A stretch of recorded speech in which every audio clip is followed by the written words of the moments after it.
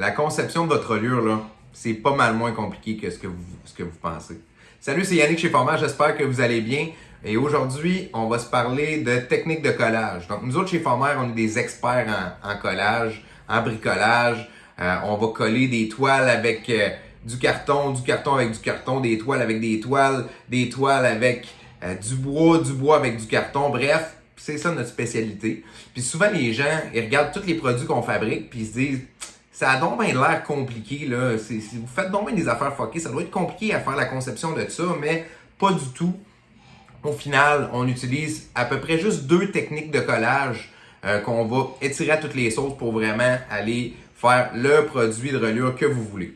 Donc, je vous explique les 2 techniques. La première, c'est ce qu'on appelle l'enchemisage. Certains appellent ça aussi le rembordage, le case making, fabriquer la caisse extérieure. Donc, c'est qu'on va prendre une feuille sur laquelle on va venir mettre de la colle, on va venir coller un carton et puis on va venir replier tout le tour notre matériel sur notre carton dans le but justement d'avoir un produit dans lequel on ne voit pas la tranche. Donc ça, c'est la première composante. Ça, c'est vraiment l'étape maîtresse de tout ce qu'on fabrique ici. Donc souvent, on va se servir de ça. On va fabriquer plusieurs composantes comme ça qu'on va venir assembler au final pour avoir un produit plus complexe. Donc, en gros, souvent, cette technique-là, ça va être pour l'extérieur, ce qui est le plus apparent sur votre produit. Dans le cas ici d'un cartable comme ça, ben c'est vraiment ça qui est à l'extérieur pour pas qu'on voie de joint, on voit pas la finition. La deuxième technique, c'est le collage à plat, ce que certains appellent le inside lining, le laminage. Donc, c'est tous des termes qui sont utilisés dans notre industrie pour ça. C'est l'étape de venir coller sans repli votre papier à l'intérieur, papier, toile, peu importe. Souvent, on va avoir un petit jour là, comme ça, un petit décalage de 1/8 de pouce tout le tour pour faire un beau résultat. Puis ce que ça va faire, c'est qu'on va venir vraiment cacher le carton qu'il y a à l'intérieur d'une manière finale. Là, on ne voit plus de carton, donc c'est vraiment pour cacher ça.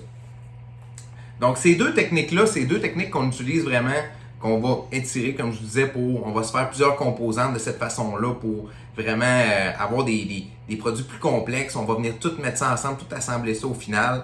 Dans le cas ici de ce cartable-là, ben, ce qu'on fait, c'est qu'on a vraiment la caisse, là, la couverture du cartable. Ensuite, on a un autre carton qui est habillé. On va venir coller ça ici. Puis ça va nous donner, on va voir, ça va nous donner une fenêtre dans laquelle on va venir placer une photo.